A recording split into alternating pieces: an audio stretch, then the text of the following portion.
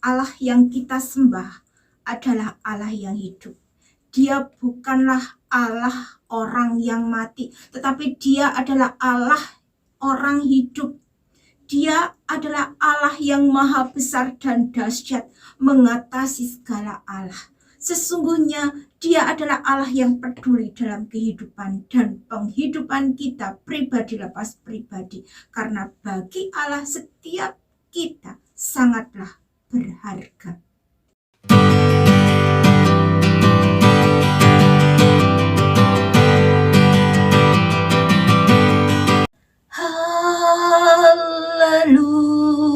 Haleluya. Karena Tuhan Allah kita yang maha kuasa telah menjadi Raja. Mari kita bersorak-sorai. Haleluya.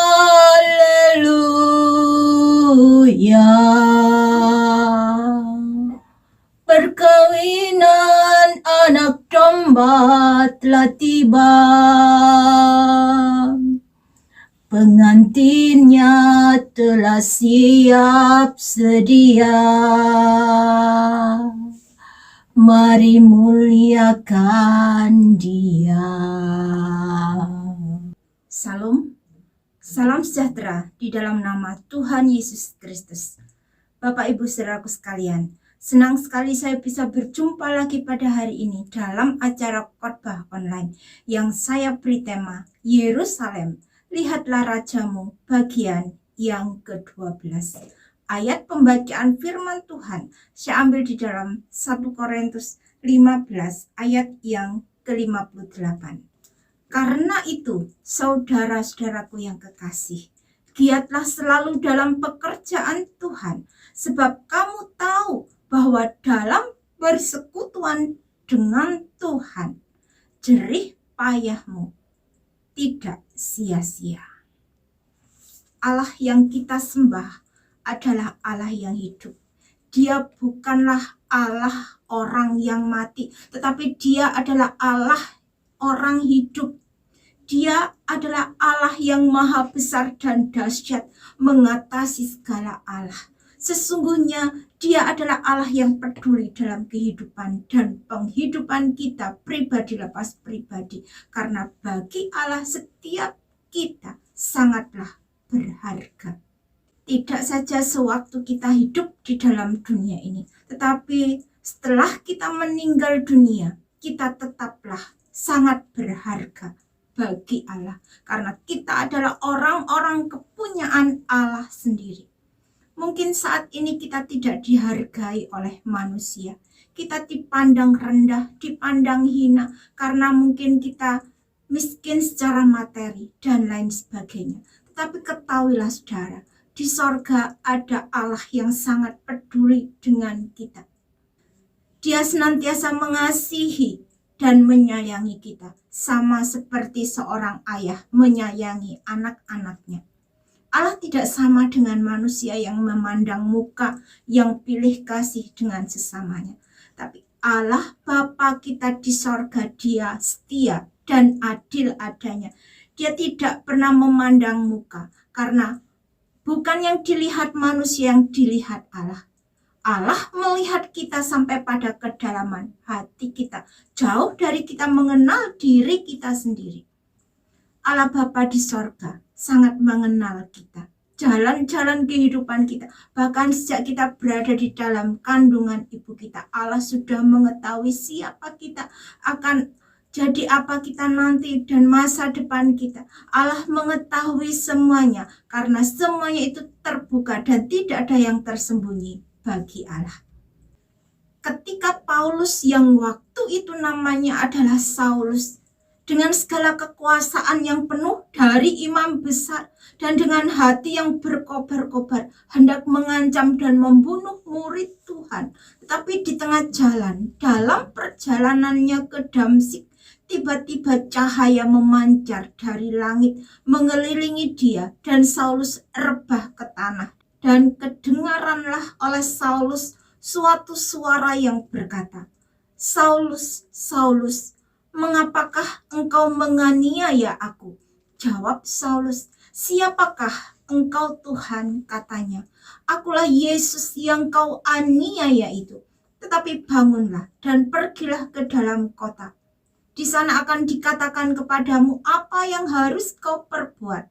Tuhan Yesus berfirman kepada Ananias, seorang murid Tuhan di Damsyik. "Ananias," jawab Ananias, "Ini aku Tuhan." Firman Tuhan, "Mari, pergilah ke jalan yang bernama Jalan Lurus dan carilah di rumah Yudas, seorang dari Tarsus yang bernama Saulus." Jawab Ananias, "Tuhan, dari banyak orang telah kudengar tentang orang itu, betapa banyaknya kejahatan yang dilakukannya terhadap orang-orang kudus-Mu di Yerusalem. Dan ia datang kemari dengan kuasa penuh dari imam-imam kepala untuk menangkap semua orang yang memanggil nama-Mu." Tapi firman Tuhan kepada Ananias, "Pergilah, sebab orang ini adalah alat pilihan bagiku untuk memberitakan namaku kepada bangsa-bangsa lain serta raja-raja dan orang-orang Israel.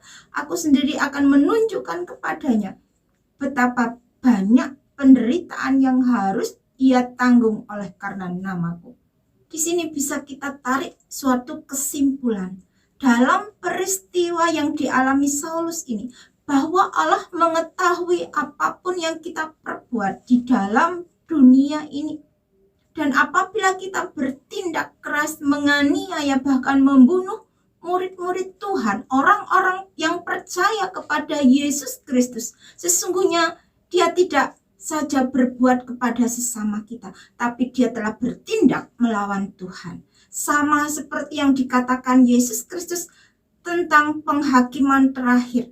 Apabila raja yang bersemayam di atas tahta kemuliaannya dan semua malaikat bersama-sama dengan dia, lalu semua bangsa dikumpulkan di hadapannya, dan ia memisahkan seorang dari seorang, sama seperti gembala memisahkan domba dari kambing. Dan ia menempatkan domba-domba di sebelah kanannya dan kambing-kambing di sebelah kirinya. Dan raja itu berkata kepada yang di sebelah kanannya, "Mari, hai kamu yang diberkati oleh Bapakku, terimalah kerajaan yang telah disediakan bagimu sejak dunia dijadikan. Sebab ketika aku lapar, kamu memberi aku makan. Ketika aku haus, kamu memberi aku minum. Ketika aku seorang asing, kamu memberi aku tumpangan. Ketika aku telanjang, kamu memberi aku pakaian. Ketika aku sakit, kamu melawat aku. Ketika aku dalam penjara, kamu mengunjungi aku." Maka orang benar itu akan menjawab, "Tuhan, bila manakah kami melihat engkau lapar dan kami memberi engkau makan, atau haus dan kami memberi engkau minum? Bila manakah kami melihat engkau sebagai orang asing dan kami memberi engkau tumpangan, atau telanjang dan kami memberi engkau pakaian? Bila manakah kami melihat engkau sakit atau dalam penjara dan kami mengunjungi engkau?"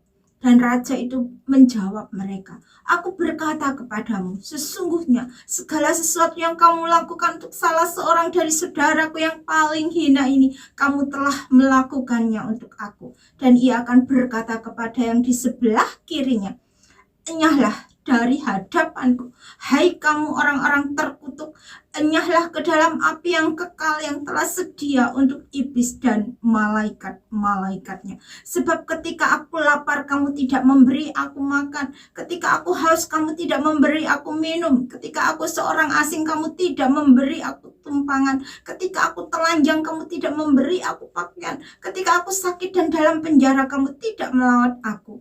Lalu mereka pun akan menjawab dia, katanya, "Tuhan, bila manakah kami melihat engkau lapar atau haus atau sebagai orang asing atau telanjang atau sakit atau dalam penjara dan kami tidak melayani engkau?" Maka ia akan menjawab mereka, "Aku berkata kepadamu, Sesungguhnya segala sesuatu yang tidak kamu lakukan untuk salah seorang dari yang paling hina ini, kamu tidak melakukannya untuk aku. Dan mereka ini akan masuk ke tempat siksaan yang kekal, tapi orang benar itu ke dalam hidup yang kekal.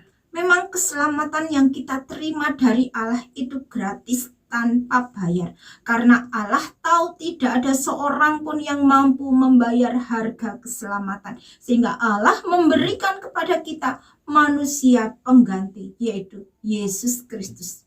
Tetapi di dalam kita mengisi keselamatan kita, selama kita masih diberi kesempatan oleh Tuhan untuk kita bertobat, kita harus mengisinya dengan takut dan gentar kepada Allah.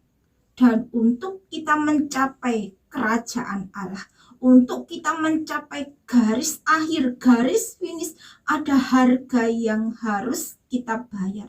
Dan harga bayar itu tidak murah. Ada seorang muda yang kaya, yang secara manusia, orang muda yang kaya ini dapat melakukan hukum Taurat secara sempurna sejak dari masa mudanya. Tetapi ketika Yesus Kristus berkata kepadanya, "Jikalau engkau hendak sempurna, jualah segala milikmu dan bagi-bagikanlah itu kepada orang-orang miskin, maka engkau akan beroleh harta di sorga. Kemudian datanglah kemari dan ikutlah aku." Tetapi orang muda itu pergi dengan sedihnya sebab banyak hartanya.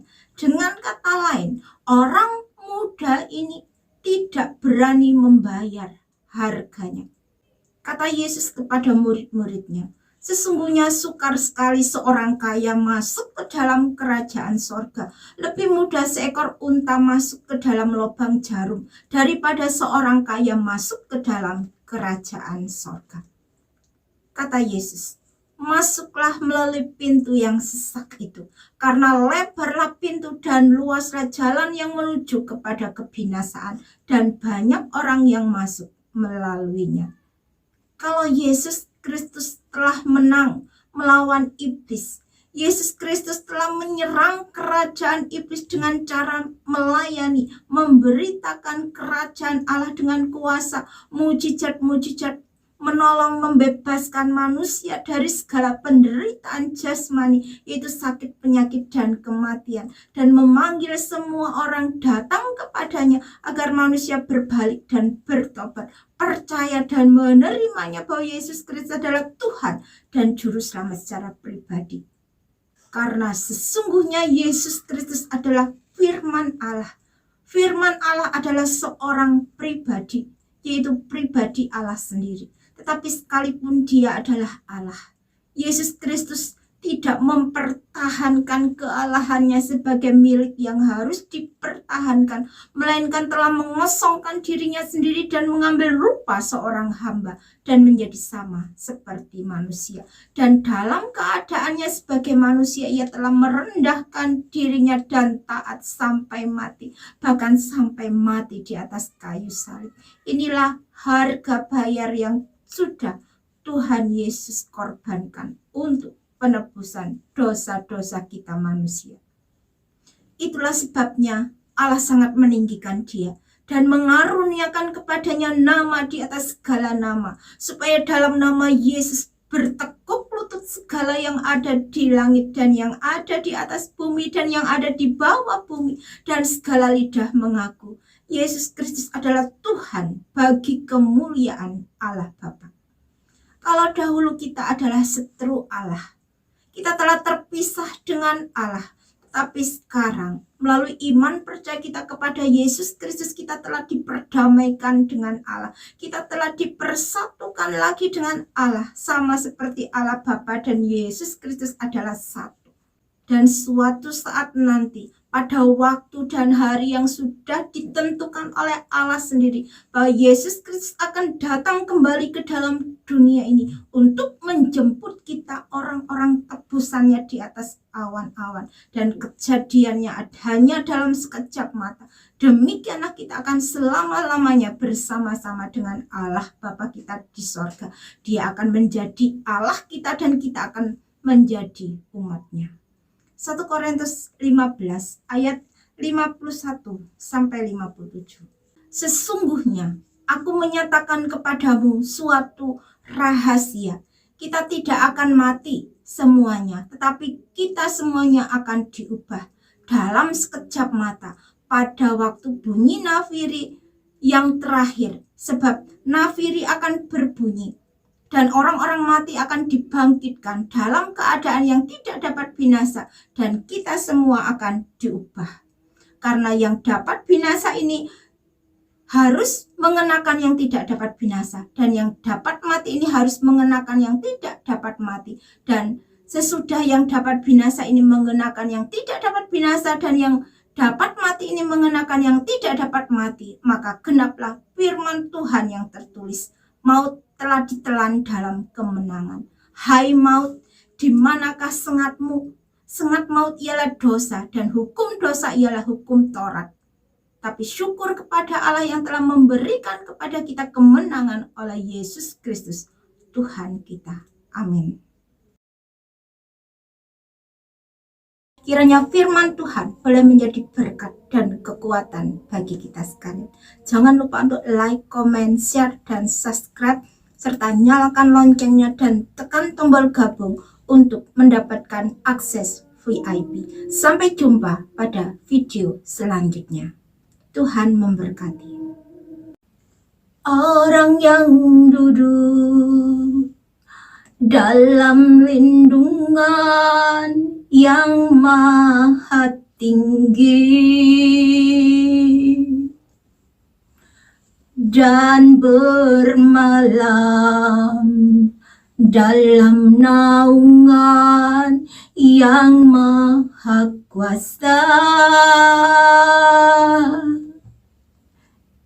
akan berkata kepada Tuhan, perlindunganku, pertahananku, Allahku yang ku percayai. Terima kasih Tuhan, terima kasih Allah. Ini iman percaya kami kepadamu Bapa. Terima kasih Tuhan. Engkau Allah kami yang hidup. Engkau Allah kami yang berkuasa dulu, sekarang, sampai selama-lamanya. Kami sudah membaca merenungkan firman-Mu. Kiranya Tuhan mampukan kami untuk kami boleh melakukan apa yang menjadi kehendak-Mu dalam kehidupan kami. Di dalam nama Tuhan Yesus Kristus kami sudah berdoa dan mengucap syukur. Haleluya. Amin.